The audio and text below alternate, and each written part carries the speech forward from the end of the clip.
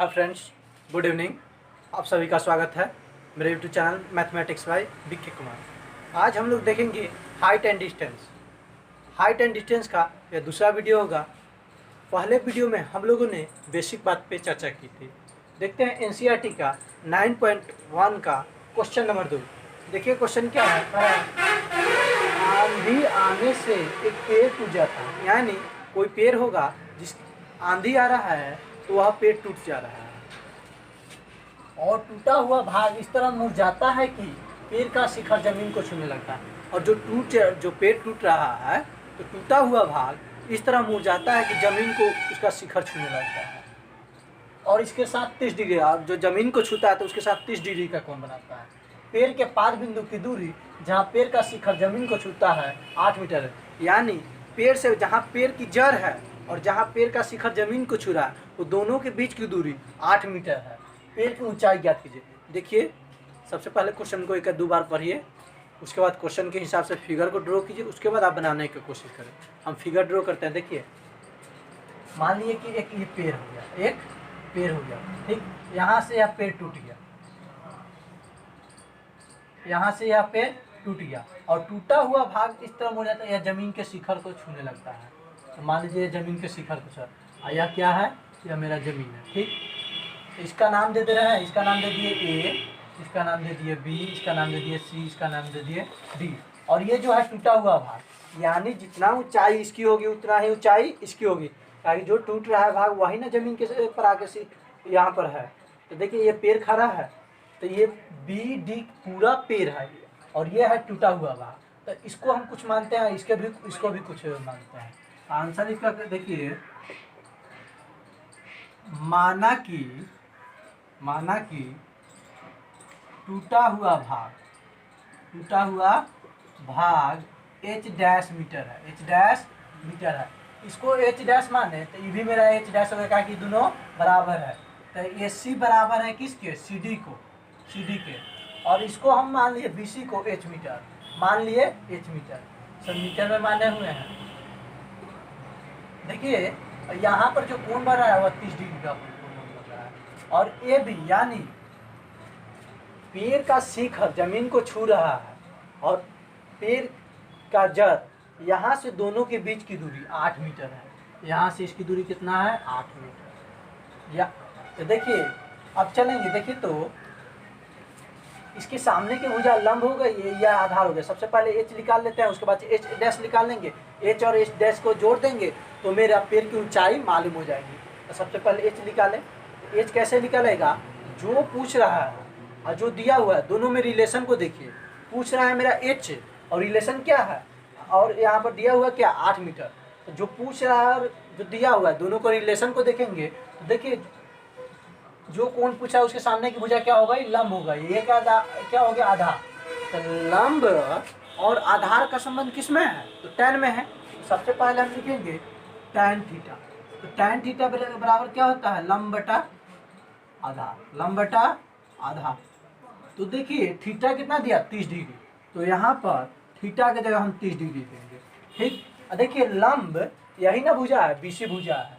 लंब मेरा क्या है, BC भुजा। आधार क्या है, AB भुजा, आधार AB भुजा। tan 30 का मान कितना होता है, तो tan 30 का मान 1/√3 होता है, 1/√3 होता है।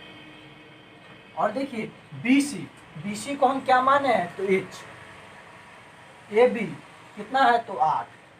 अब क्रॉस मल्टीप्लिकेशन कीजिएगा, h बराबर √3 गुना h बराबर 8 हो गया, h बराबर 8/√3 हो गया। यानी जो खरा भाग है वह तो हमको मालूम हो गया, पेड़ का जो खरा भाग है वह मालूम हो गया, लेकिन जो टूटा भाग है वह अभी हमको मालूम नहीं हुआ।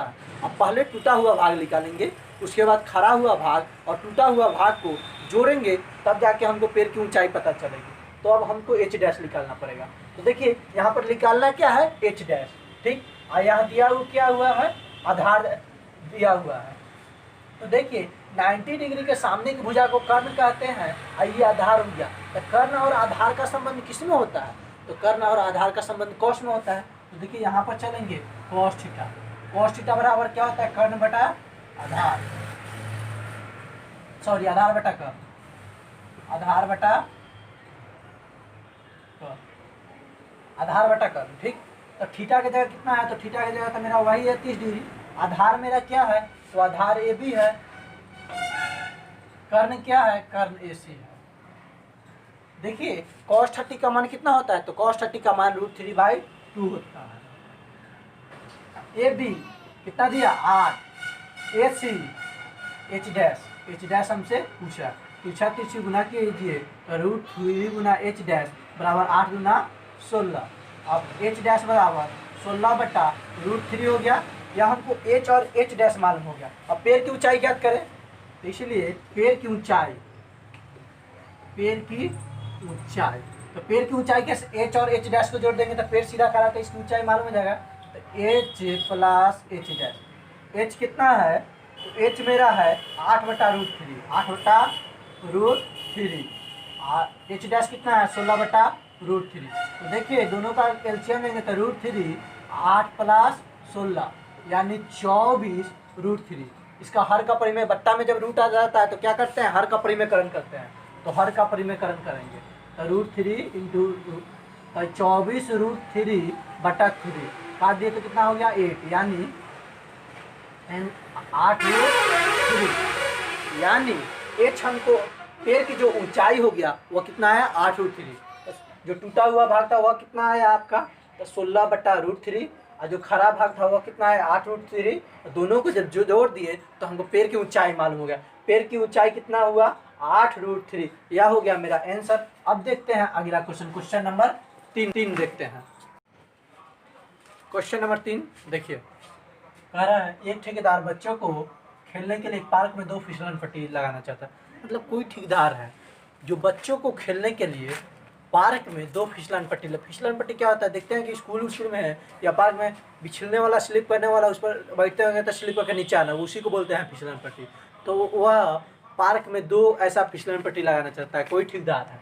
उसके बाद क्या होता है, मतलब 5 वर्ष से कम उम्र के बच्चों के लिए वह एक ऐसी फिसलन पट्टी लगा दे जिसका शिखर 1.5 मीटर की ऊंचाई पर हो और भूमि के साथ 30 डिग्री के कोण पर झुका। मतलब 5 वर्ष से कम उम्र के बच्चों के लिए वह 1.5 मीटर की ऊंचाई का बनाएगा फिसलन पट्टी, और जो भूमि के साथ उसका एंगल जो होना चाहिए 30 डिग्री का होना चाहिए।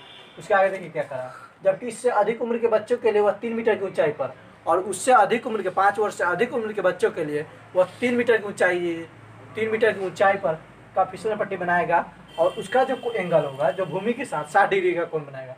प्रत्येक स्थिति में फिसलन पट्टी की लंबाई क्या होगी, यानी दोनों स्थिति में हमको फिसलन पट्टी की क्या निकालना है, लंबाई निकालना है। देखिए फोटो बनाते हैं, फिगर ड्रॉ करते हैं। पहला बनाएंगे 5 वर्ष से कम उम्र के बच्चों के लिए, तो 5 वर्ष से कम उम्र के बच्चों के लिए बनाएंगे तो देखिए ये 1.5 मीटर होगा, ये कितना होगा 1.5 मीटर, और ये भूमि के साथ, और ये हो गया मेरा फिसलन पट्टी। यह भूमि के साथ कितना डिग्री का कोण बना रही है 30 डिग्री का। इसका नाम दे दिए ABC। हमको फिसलन पट्टी की लंबाई ज्ञात करना है, ठीक। यहाँ पर भी एक फिसलन पट्टी है PQR, यह जो है भूमि के साथ 60 डिग्री का कोण बना रही है, और यह जो है 3 मीटर की, यह क्या मीटर की है 3 मीटर के, यानी यहाँ पर भी फिसलन पट्टी की लंबाई ज्ञात करना है, यहाँ पर भी फिसलन पट्टी की लंबाई, यहाँ फिसलन पट्टी AC है, यहाँ फिसलन पट्टी PR है।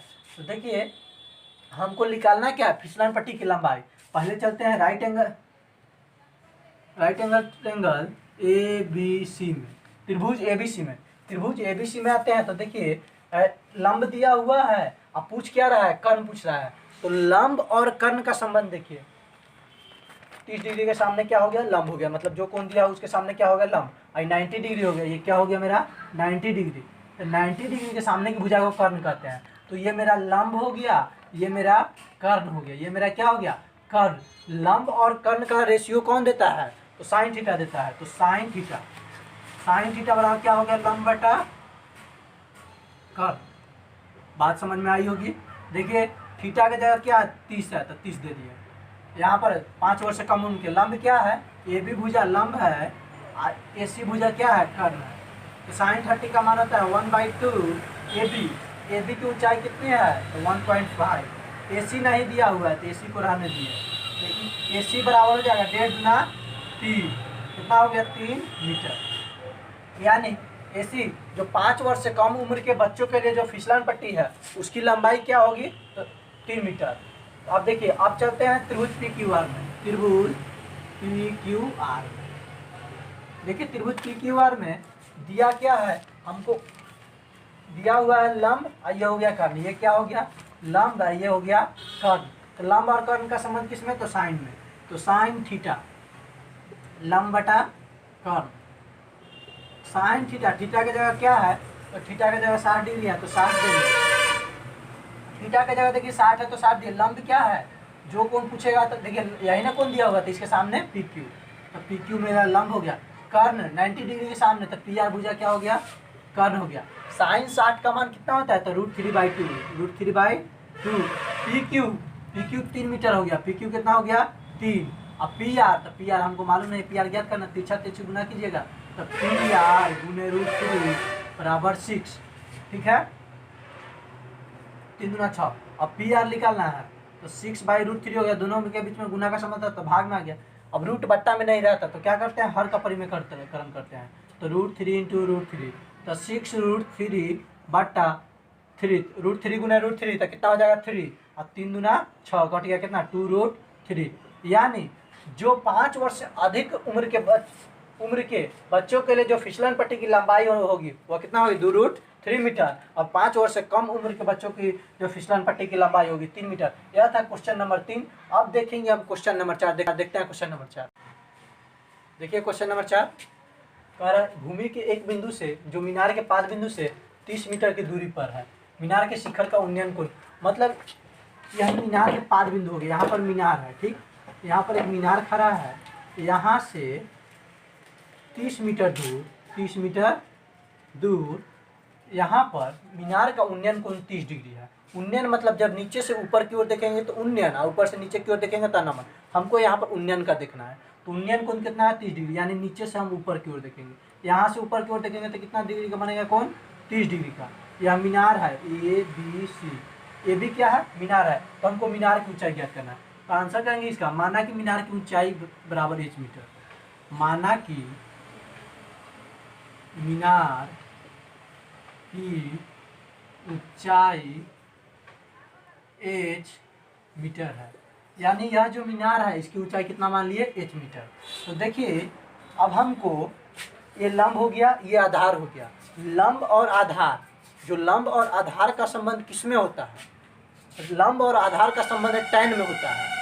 तो देखिए tan थीटा बराबर क्या होता है, लंब बटा आधार, लंब बटा आधार। थीटा की जगह क्या है, तो थीटा का जगह 30 है तो 30 देंगे थीटा की जगह। लंब मेरा क्या हो गया, तो देखिए ए बी भुजा लंब हो गया, ए बी भुजा लंब हो गया, और बी सी भुजा क्या हो गया आधार हो गया। tan 30 का मान कितना होता है 1/√3। ठीक है, यहाँ तक समझ में आया होगा आपको। ये भी देखिए ए और बी यही ना है, कितना है h मीटर माने हुए हैं, बी सी कितना है 30 मीटर। ए बी को अगर h नहीं भी मानते ना तो हम ए बी लिख देते तो चल जाता मेरा काम। अब तिरछा तिरछी गुना करेंगे तो h√3 बराबर 30, अब ये आ गया 30/√3, इधर गुना में था तब भाग में। क्या बोले हैं, रूट बटा में नहीं रहता तो क्या करते हैं, इसके लिए हर का परिमेयकरण करते हैं, √3 × √3, तो 30√3/3, 3 से काटेंगे तो 10 बराबर क्या होगा 10√3 मीटर। यानी जो मीनार की ऊंचाई हम h माने थे, h मेरा क्या आ गया 10√3, यानी ए बी जो मीनार है इसकी ऊंचाई कितना हो गया 10√3 मीटर। यह था क्वेश्चन नंबर 4। देखते हैं क्वेश्चन नंबर 5। देखते हैं क्वेश्चन नंबर 5। कह रहा है भूमि से 60 मीटर की ऊंचाई पर एक पतंग उड़ रही है। मान लीजिए कि यह भूमि है, यह क्या है भूमि है, यहाँ से 60 मीटर की ऊंचाई पर, यहाँ से 60 मीटर की ऊंचाई पर एक पतंग उड़ रही है। उसके बाद देखिए कह रहा है पतंग में लगी डोरी को अस्थायी रूप से भूमि के एक बिंदु से बांध दिया जाता है। यह क्या है, यह भूमि है, यह क्या है भूमि है। इस पर पतंग में यह डोरी लगा हुआ, इसको अस्थायी रूप से, मतलब हमेशा के लिए नहीं, कुछ क्षण के लिए उसको अस्थायी रूप से बांध दिया जा रहा है। भूमि के साथ डोरी का झुकाव, यानी जो यहाँ पर झुकाव है वह 60 डिग्री का है। वो कितने डिग्री का है 60 डिग्री। यह मान करके डोरी में कोई मतलब डोरी जो बना हुआ है ढीला नहीं है, टाइट बना हुआ है, तो टाइट किया हुआ है, इसमें कोई ढील नहीं है। डोरी की लंबाई क्या थी, यानी इसकी लंबाई क्या थी, तो इसको मान लीजिए ABC। तो माना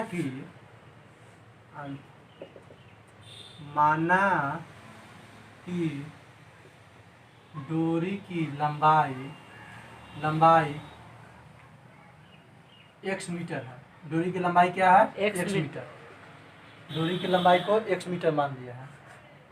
उसके बाद देखिए, तो ये हो गया मेरा 90 डिग्री। इसके सामने की भुजा ये कर्ण होगा, ये इसके सामने की भुजा लंब। लंब और कर्ण का संबंध किस में होता है? तो साइन में। तो साइन थीटा बराबर क्या होता है? लंब बटा कर्ण। लंब बटा कर्ण। थीटा की जगह कितना दिया हुआ है? तो थीटा की जगह 60 दिया हुआ है।